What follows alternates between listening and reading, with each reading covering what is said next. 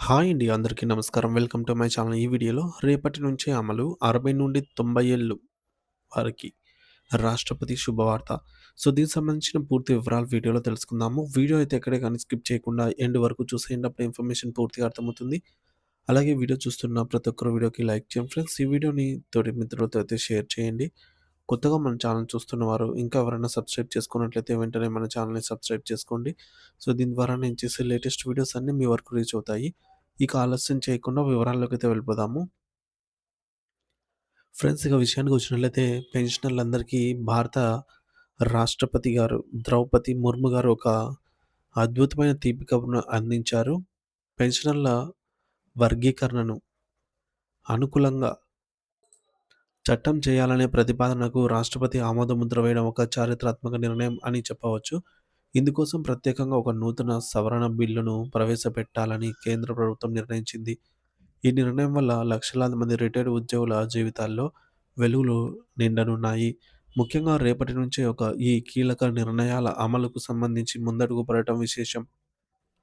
2026 నాటికి పెన్షన్ వ్యవస్థలో మరిన్ని విప్లవాత్మక మార్పులు చేసే అవకాశం ఉందని తెలుస్తోంది. పదవీ విరమణ చేసిన తర్వాత వృద్ధాప్యంలో సహజంగానే అనేక ఆరోగ్య సమస్యలు చుట్టుముడతాయి. అటువంటి క్లిష్ట సమయంలో పెన్షనర్లను ఆర్థికంగా ఆదుకోవడం అనేది ప్రభుత్వాల కనీస సామాజిక బాధ్యత అని రాష్ట్రపతి గారు స్పష్టం చేశారు.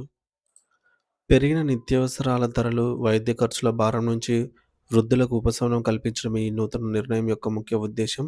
పెన్షన్ మొత్తాన్ని కాలానుగుణంగా సవరించడం ద్వారా వారి కొనుగోలు శక్తిని పెంచాలని, తద్వారా వారు ఎవరిపైనా ఆధారపడకుండా గౌరవప్రదమైన జీవితాన్ని గడపాలని ప్రభుత్వం భావిస్తోంది.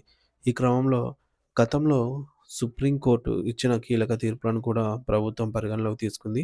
ముఖ్యంగా ప్రసిద్ధ ఆర్‌సి గుప్తా కేసులో పెన్షనర్లకు అనుకూలంగా వచ్చిన తీర్పును ఆధారం చేసుకొని అర్హులైన వారందరికీ అధిక పెన్షన్ అందేలాగా చర్యలు తీసుకుంటున్నారు. వాస్తవ వేతనం ప్రాతిపదికన పెన్షన్ లెక్కించే విధానం వల్ల ఇప్పుడు అందుతున్న పెన్షన్ కంటే మెరుగైన మొత్తం లభించే అవకాశం ఉంది. దీనివల్ల రిటైర్ అయిన ఉద్యోగులకు ఆర్థికంగా పెద్ద ఊరట లభిస్తుంది. పెన్షన్ చెల్లింపులకు సంబంధించిన ఈ నూతన సవరణ బిల్లు ద్వారా లబ్ధిదారుల కేటగిరీలను శాస్త్రీయంగా విభజించనున్నారు. దీనివల్ల అత్యంత తక్కువ పెన్షన్ పొందుతున్న వారికి మొదటి ప్రాధాన్యత లభించే అవకాశం ఉంది. ఈ కొత్త చట్టం అమల్లోకి రావటం వల్ల పెన్షన్ ప్రక్రియలో ఉన్న అనేక సాంకేతిక ఇబ్బందులు తొలగిపోతాయి. డిజిటల్ విధానంలో పెన్షన్ పంపిణీ మరింత వేగంగా చేయాలని కూడా ప్రభుత్వం లక్ష్యంగా పెట్టుకుంది. వృద్ధాప్యంలో ఆర్థిక భద్రత అనేది కేవలం ఒక వ్యక్తిగత విషయం మాత్రమే కాదని, అది ఒక సామాజిక భద్రతా అంశమని ప్రభుత్వం గుర్తించింది. అందుకే పెన్షన్ సవరణ బిల్లులో కేవలం పెన్షన్ పెంచడమే కాకుండా, పెన్షనర్లకు మెరుగైన ఆరోగ్య సౌకర్యాలను మరియు ఇతర రాయితీలు కల్పించే దిశగా కూడా ఆలోచనలు జరుగుతున్నాయి. రేపటి నుంచి ఈ కొత్త మార్గదర్శకాలు అమల్లోకి వస్తుండడంతో పెన్షనర్ల సంఘాలు ఈ నిర్ణయాన్ని హర్షిస్తున్నాయి. ఇది దేశవ్యాప్తంగా ఉన్న కోట్లాది మంది వృద్ధుల చిరకాల స్వప్నం నెరవేరబోతున్నటువంటి తరుణమని చెప్పవచ్చు.